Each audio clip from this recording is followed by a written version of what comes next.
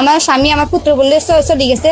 আপনারা যা শুনেন আমিও তা শুনি। শ্বশুরে বকেনে দি ছেলের সাথে ঘর করলে এর লগে নাকি থাকা লাগবে। এত নির্দিষ্ট কাজ যার হইতে পারে না একটা সমাজ। আর মাইয়ার হরে বিয়ে করতে গেছে। আমরা হাদিস চাইছি, হাদিসে নোয়াখালীর সুবর্ণচর উপজেলায় নিজের পুত্রবধূকে নিয়ে শ্বশুরের চলে যাওয়ার অভিযোগ ঘিরে এলাকায় চাঞ্চল্যের সৃষ্টি হয়েছে।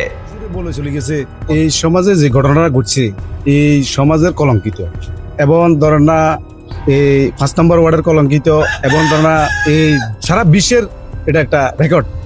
এটা জিনিসটা হলো কি শ্বশুরে বকেনে দিন, এটা কোনো জীবনে কোনো একটা রেকর্ড হয়েছে। এবং ইসলাম দিক দিকে আইন, ইসলাম দিক দিকে তো এটা অপরাধ। আপনি বিচার পর্যায়ে যান, বিচার পর্যায়ে এটা মানে নিবে না। ঘটনাটি নিয়ে দুই পরিবারের মধ্যে তৈরি হয়েছে নানা প্রশ্ন ও বিরোধ। পারিবারিক সূত্রে জানা যায় 2020 সালের জানুয়ারিতে রাবেয়া খাতুনের সঙ্গে আরিফ হোসেনের বিয়ে হয়। 2023 সালের দিকে আমার বোন বিয়ে দিয়েছিলাম বৈরাগীও হেলালে ছেলে রিফাতের থেকে। ওইখানে মোটামুটিভাবে 2 বছর আন্দাজ ভালো ঘর সংসার করছে, একটা ছেলে হয়েছে। তারপরে আমার তালে বলতেছে যে হে ছেলের সাথে ঘর করলে হের লগে নাকি থাকা লাগবে। এগুলো নিয়ে বেজাল করি আমার বোন আমার বাড়িতে চলে যেতে চাইছিল, আমি না করছি। পরে হের জামাই নিয়ে হের সোনাইমুড়ি নিয়ে বাসা ভাড়া করে থাকতো। এখান থেকে আসার পরে হেরা জুদাতে খাইতো, ওই এক ঘরে থাকতো, আলাদা রুম কাটি। পরে কারেন্টে শর্ট করে হে মারা যায়। মারা যাওয়ার পরে 1 বছর আজকে 7-8 মাস ধরে আমার বাড়িতে। ওইখানে বিয়ের ভিতরে প্রথমে তালুর সাথে ভালো ছিল। ওই তাদের ঘরে একটি কন্যা সন্তানও রয়েছে।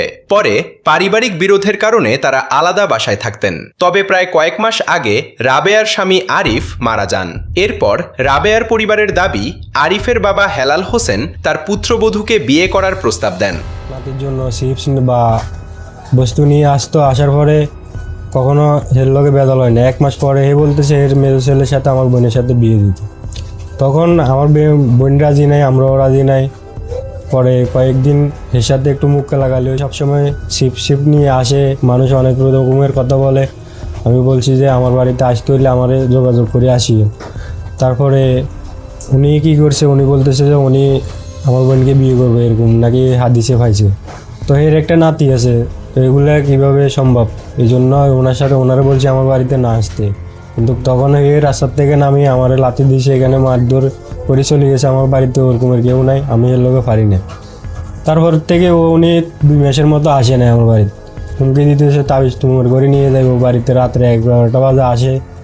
আসার পরে পরিবার এতে রাজি না হওয়ায় পরিস্থিতি আরও জটিল হয়ে ওঠে। রাবেয়ার ভাইয়ের অভিযোগ হেলাল বিভিন্ন সময়ে তাদের বাড়িতে আসতেন এবং এ নিয়ে বিরোধও হয়েছে। এক পর্যায়ে হেলাল ও রাবেয়া দুজনেই বাড়ি থেকে চলে যান বলে দাবি পরিবারের। কোনা নিয়ে যায়, গামছা নিয়ে যায়, একবার এক এক রকম। তারপর থেকে ওই দিন রবিবার সকালে আমার বোন সকালে উঠে নাস্তা টাস্তা খাইছে। নাস্তা টাস্তা খাওয়ার পরে হের রুমে যায়, হে শুয়েছে। পর থেকে আর হেরো খুঁজে পাওয়া যাইতেছে না।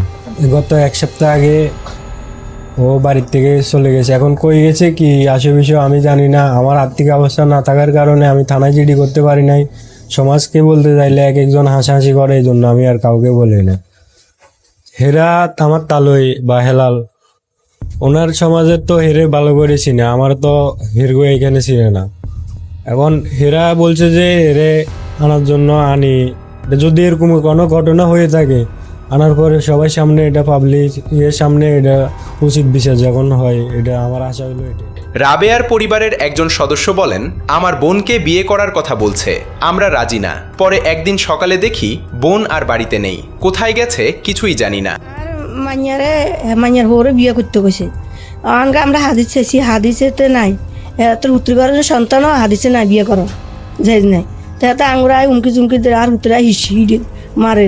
আমরা সমাজেরও জানাইছি, হরে তাবিজ করে নিছে। আজ জোতা টোতা তো না, কিচ্ছু নাই। হাতের মোবাইল আনতো না, মোবাইল হতে তুই গেছে। যদি জি যাইতো কে লগে যাইতো, অন্য কে লগে যাইতো, তাহলে হাতের মোবাইলে যেত। ভেতর উত্তরগড়ের সন্তান থাকলে আমরা হাদিস চাইছি, যদি হাদিস চাই আর আমরা কিরু জোর জবরা। সবাই যখন শুনে আমার স্বামী আমার পুত্র বললে চলে গেছে। আপনারা যা শুনেন আমিও তা শুনি। পুত্র বদলে বলে চলে গেছে স্বামী। যেদিন গেছে বাড়ির থেকে সেদিন চলে গেছে। আপনারা শুনছেন, আমিও শুনি। আমিও 10-এর কর আমি কানে শুনি। পরিবারের আরও অভিযোগ, হেলাল তাবিজ কবচের মাধ্যমে রাবেয়াকে নিয়ে গেছেন। তবে এ দাবির কোনো স্বাধীন প্রমাণ পাওয়া যায়নি। এদিকে হেলালের স্ত্রী জানান, স্বামী বাড়ি থেকে চলে যাওয়ার বিষয়টি তিনিও অন্যদের কাছ থেকেই শুনেছেন। জিজ্ঞেস করতেছে আমার বড় ভাই, আমার এই যে কথাগুলো বলতেছে আমার থেকে খারাপ লাগে, কিংবা সবার থেকে খারাপ লাগার কথা, কারণ এটা মানে কি বলবো, এত নির্দিষ্ট কাজ যার হইতে পারে না একটা সমাজে।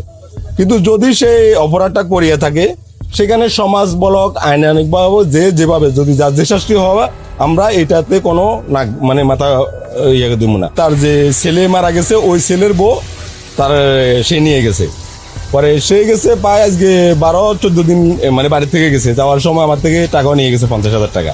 মানে এরা ওই টাকাটা সেরা পাওনা ছিল, ওই ছেলের বউ পাওনা ছিল।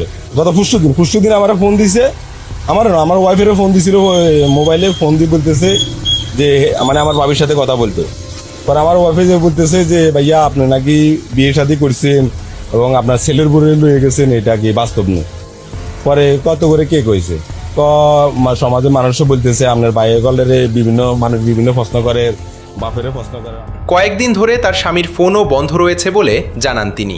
হেলালের ছোট ভাইয়ের দাবি, কয়েকদিন আগে তার ভাই ফোন করেছিলেন, তখন পুত্রবধূকে নিয়ে যাওয়া বা বিয়ের বিষয়ে জানতে চাইলে তিনি স্পষ্ট কোনো উত্তর দেননি। পরে না বিয়ে শাদী করিন, তবে আমি হেরে মানে হিজে রাবিয়া, মেয়ের নাম হলো রাবিয়া। রাবিয়া আমার ফোন দিছে, তো আপনি আমারে নিয়ে যান এখান থেকে, আর না হইলে মানে আমাদের একটা নাতি আছে, ওরে আমি গাড়ির তলে দিয়ে দিন। তাআলা পবিত্র কোরআনের সূরা নিসার 23 নম্বর আয়াতে স্পষ্ট করে বলেছেন, ওয়া হালাইলু আবনাইকুমুল্লাযীনা মিন আসলাবিকুম। আল্লাহ তাআলা বলেন, তোমাদের পৌরুষজাত সন্তানের স্ত্রীকে বিবাহ করা তোমাদের জন্য হারাম। এখন যেহেতু কোনো সন্তান যদি কোথাও সন্তান মারা যাওয়ার পরে বাবা তার সন্তানের স্ত্রীকে নিয়ে চলে যায় অথবা বিবাহ করে, ওই বিবাহ সম্পূর্ণ হারাম হবে এবং উভয়ের ওই দাম্পত্য জীবন হারাম হবে। ছোট ভাই বলেন, এমন ঘটনা কোনো সমাজে হওয়া উচিত নয়। যদি সত্যি অপরাধ হয়ে থাকে, তাহলে আইন অনুযায়ী যে শাস্তি হয় সেটাই হওয়া উচিত। এরা কখনো একসাথে সংসার করতে পারবে না, এটা শরীয়ত দৃষ্টিতে সম্পূর্ণ হারাম, নাজায়েজ। কোনা নিয়ে যায়, গামছা নিয়ে যায়, একবার এক এক রকম। তারপর থেকে ওই দিন রবিবার সকালে আমার বোন সকালে উঠে নাস্তা টাস্তা খাইছে, নাস্তা টাস্তা খাওয়ার পরে হের রুমে যায়, হে শুয়েছে, ওর থেকে আর হেরও খুঁজে পাওয়া যাইতেছে না। গত এক সপ্তাহ আগে ও বাড়ির থেকে চলে গেছে, এখন কই গেছে কি আসে বিষয় আমি জানি না। আমার আর্থিক অবস্থা না থাকার কারণে আমি থানায় জিডি করতে পারি নাই। সমাজকে বলতে চাইলে এক একজন হাসাহাসি করে, এই জন্য আমি আর কাউকে বলি না। অন্যদিকে রাবেয়া কোথায় আছেন, তিনি স্বেচ্ছায় গেছেন নাকি অন্য কোনো পরিস্থিতির কারণে গেছেন, এসব বিষয় এখনো পরিষ্কার নয়। এ ঘটনায় প্রকৃত সত্য জানতে নিরপেক্ষ তদন্ত জরুরি।